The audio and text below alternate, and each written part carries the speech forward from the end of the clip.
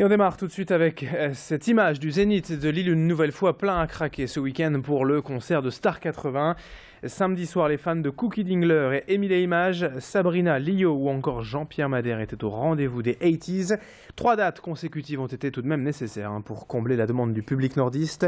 Depuis 2008, une première tournée, puis le film du même nom. Le succès est chaque année au rendez-vous pour les anciennes stars des années 80. Une recette du souvenir et de la nostalgie des paillettes qui fonctionne aussi auprès des plus jeunes, ceux qui n'étaient pas forcément nés à l'époque ou en âge de danser, de connaître ces tubes.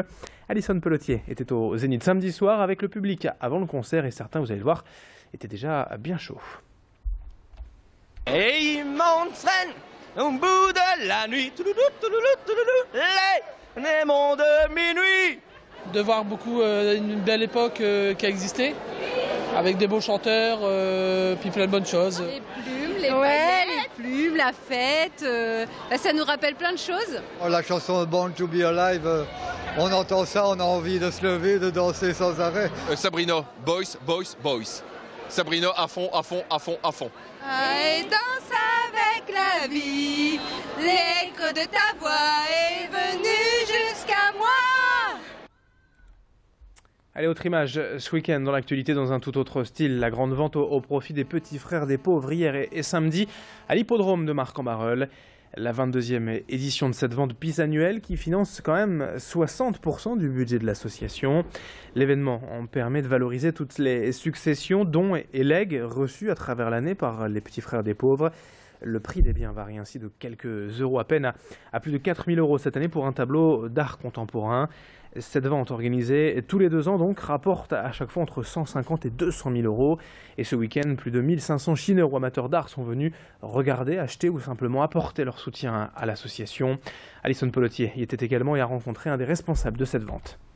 Vous trouvez vraiment tout ce que vous pouvez trouver chez des particuliers ou même des collectionneurs. Donc ça va de la petite cuillère en argent, au service de vaisselle, au mobilier ancien, aussi au mobilier moderne. Comme vous pouvez aussi avoir du mobilier d'époque, des tableaux aussi de tout style. On s'attache à essayer de valoriser toujours ce qui nous a été donné, ce qui nous a été légué. C'est le moindre qu'on puisse faire pour respecter les personnes qui ont pensé à nous. Allez, on enchaîne en direct en ce lundi 7h18 sur Grand Lille TV avec la 2e édition du concours de danse Shake Shake Shake organisé par le Ballet du Nord dans le cadre de Lille 3000.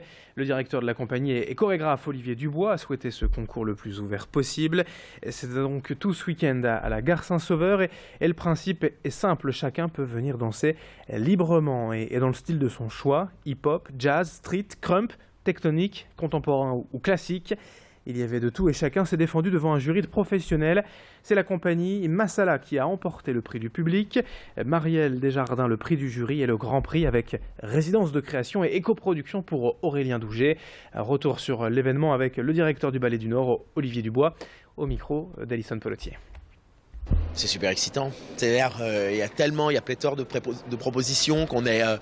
Voilà, on navigue et puis on est aussi submergé par le plaisir, par le désir, par l'énergie qu'on nous donne et c'est extrêmement porteur. Après maintenant, il faut essayer d'avoir c'est un regard critique mais généreux pour trouver et répondre et être toujours honnête avec avec la proposition qui est faite. Et c'est ça qu'on vient chercher, c'est-à-dire ces vibrations internes que tout le monde peut trouver s'il a l'audace d'aller chercher là-dedans. Allez, pour conclure cette édition sur Grand Lille TV, toute la semaine, on va particulièrement s'intéresser à la ville de Wattrelos. Plusieurs reportages à retrouver tous les jours pour mieux connaître cette commune du nord-est de l'agglomération. Et pour débuter ce lundi, on va du côté de la ferme pédagogique. Ce week-end, la fête d'Halloween transformera les lieux avec tout un parcours de terreur, de nombreux décors, des personnages et un feu d'artifice final. C'est la 2e année que tous les bénévoles de la ferme aux animaux organisent ce week-end Halloween.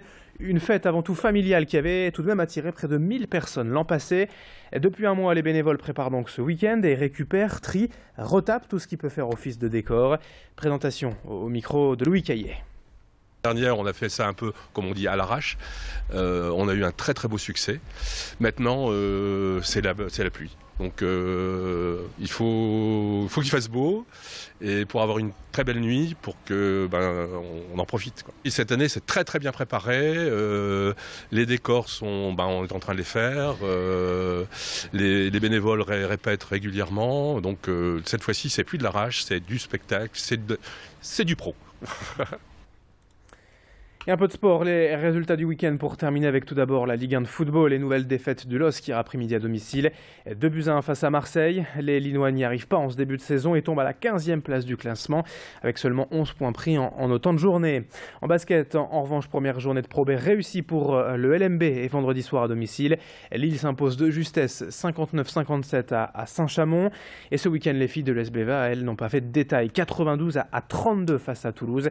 Les guerrières restent en tête, leader de Ligue féminine en ce début de saison.